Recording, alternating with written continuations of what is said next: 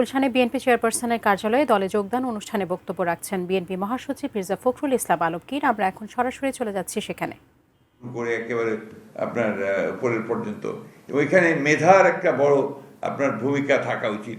যে দল ডেলিভার করতে চায়, যে দলটা আপনার জনগণের কিছু কাজ করতে চায়, আজকালকার যে জটিল বিশ্ব পরিস্থিতি, সেই বিশ্ব পরিস্থিতিতে যারা মেধাবী মানুষ ছাড়া, এখানে যোগ্য মানুষ ছাড়া কিন্তু এখানে আপনার টিকে থাকা অত্যন্ত মুশকিল ব্যাপার একটা।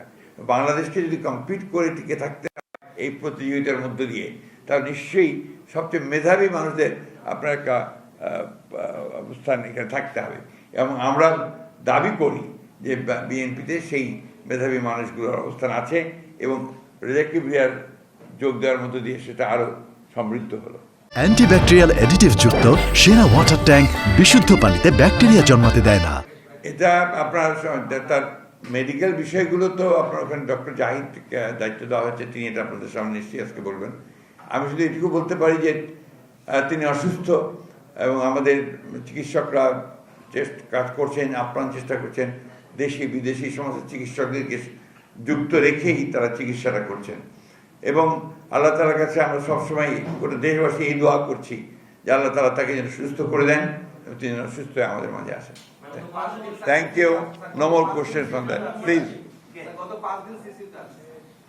আমি এই বিষয়ে আপনাকে প্রশ্নের উত্তর দেবো না, এটা ডক্টর জাহিদ দেবেন যত সময়। জি, অনেক জায়গায় যোগ হচ্ছে তো এখন বিএনপিতে যোগ দেওয়ার তো আপনার হিড়িক পড়ে গেছে, ধুম উঠে গেছে। কারণ হচ্ছে যে বিএনপি এখন একমাত্র দল যারা জনগণ মনে করছে যে সামনে সরকার গঠন করতে পারলে তারা দেশে সত্যিকার অর্থেই একটা গণতান্ত্রিক একটা পরিবেশ তৈরি করতে পারবে এবং অর্থনীতি সমৃদ্ধ হবে। ধন্যবাদ।